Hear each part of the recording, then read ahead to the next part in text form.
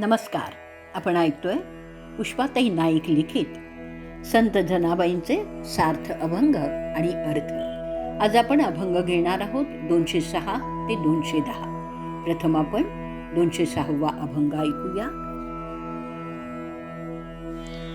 जनी म्हणे नामदेवासी, चला जाओ पंढरीसी. आला विषयाचा कंटाळा, जाऊ भेटू त्या गोपाळा.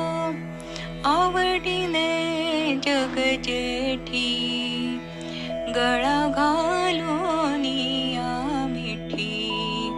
आवडीने गुज कानी, म्हणे नाम याची जनी. म्हणे नाम याची जनी. अर्थ. जनाबाई त्यांच्या गुरूंना म्हणजेच नामदेवांना म्हणतात की आपण पंढरपूरला जाऊया.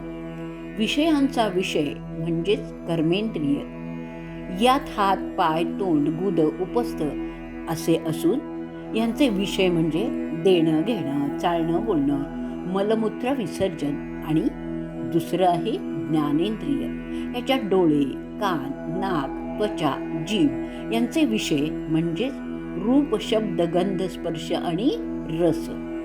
म्हणजेच एकूण ऐहिक डोळ्यांना दिसणारे सर्व याचा कंटाळा आला आहे. म्हणून पंढरीला आपण जाऊयात आणि त्या गोपाळाला, त्या विठ्ठलाला भेटूयात, या जगजेठीला भेटूयात, त्याच्या गळा मिठी घालूयात, त्याला आलिंगन देऊयात, त्याच्या कानात आवडीने गुजगोष्टी करूयात, असं नामयाची जनी नामदेवांना म्हणती आहे.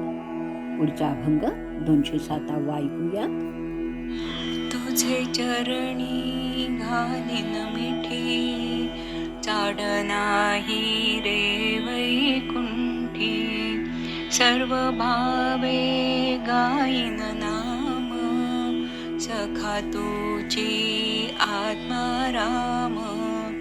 नित्य पाय वंदिन माथा, तेणे नासे भव भय व्यथा. रूप न्याहाळीन दृष्टी, सर्व सुखे सांगेन गोष्टी. दीनानाथ चक्रपाणी, दासी जनी लावी ध्यानी. चरणांना मी घट्ट मिठी घालीन, त्यांना धरून ठेवीन. चरणांपुढे मला वैकुंठाची पण पर्वा नाहीये. भावविभोर होऊन तुझं नाम मी गात राहीन. तूच माझा सखा आणि आत्माराम देखील तूच आहेस. तुझ्या पायावर माथा ठेवल्यामुळे या भवातील सर्व माझ्या व्यथा दुःख नष्टच होतील. तुझं सुंदर आणि लोभस रूप न्याहाळत न्याहाळत सर्व सुखाच्या गोष्टी तुला सांगेन. हे दीनानाथा, हे चक्रपाणी, या दासीला तुझ्या ध्यानातच तल्लीन कर, असंच नामयाची जनी त्यांना सांगतीये. अभंग 208वा ऐकूयात. आता भीत नाही देवा, आदिअंत तुझा ठावा. झाले नामाचे बळकट, तेणे वैकुंठ पायवाट. ज्ञान वैराग्य विवेक बळे, ते तव आम्हा सवे खेळे. दया क्षमा आम्हा पुढे, जनी म्हणे झाले वेडे. जनी म्हणे झाले वेडे. अरे देवा, आता काही मी तुला भीत नाहीये, कारण मी तुला पूर्णपणे जाणतीये, तुला चांगली ओळखतीये. तुझ्या नामभक्तीमुळे मी पक्कीच झालेली आहे. नामभक्तीमुळे मला वैकुंठाची पायवाट देखील सापडलेली आहे. ज्ञान, वैराग्य आणि विवेक हे तर जणू आमच्या बरोबरच खेळत असतात आणि ह्या तिन्हींच्या बरोबरच दया, क्षमा हे गुणही आम्हा भक्तांजवळ आहेतच. हे तू देवा जाणतोयस ना. आणि म्हणूनच देव हा आम्हा भक्तांच्यासाठी वेडाच होतो. पुढचा अभंग ऐकूया, 209वा. माझे चित्त तुझे पायी, ठेवी वेळोवेळा डोई. मुखी उच्चार नामाचा, काया मने जीवे वाचा. धरणे ते ऐसे धरू, धनी म्हणे विठ्ठल स्मरू. धनी म्हणे विठ्ठल स्मरू. हे पांडुरंगा, माझं चित्त म्हणजे तुझं सतत चिंतन करणारी माझी वृत्ती तुझ्या पायी तुझ्या ठिकाणीच आहे. म्हणून मी वेळोवेळी तुझ्या पायी माथा टेकतेय. तुझ्या नामाचा उच्चार मी काया वाचा मन यांनीच करतेय. तुझ्या दर्शनासाठी मी धरणं धरूनच बसलेली आहे.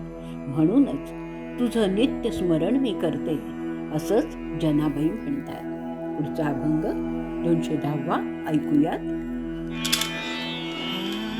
आम्ही पातकाच्या राशी, आलो तुझ्या पायापाशी. मना येईल ते तू करी, आता तारी अथवा मारी. जनी म्हणे सृष्टीवरी, एक अससी तू बाहरी. एक अससी तू बाहरी. आमच्या हातून ढिगाने पाप घडलेली आहेत. आम्ही पापी आहोत, पण तुला शरण आलेलो आहोत. तुझ्या पायाशी मी तर आलेलीच आहे. आता तुझ्या मनाला जसं वाटेल तसं तू कर. यातून तू मला तार किंवा मारही हवं तर हे मुरारे, तूच एकमेव माझ्यासाठी या सृष्टी तलावर आहेस बरं का. आजचा भाग आपण इथे संपवणार आहोत. जय जय राम कृष्ण हरी. जय जय राम कृष्ण हरी. जय जय राम कृष्ण हरी. जय जय राम कृष्ण हरी.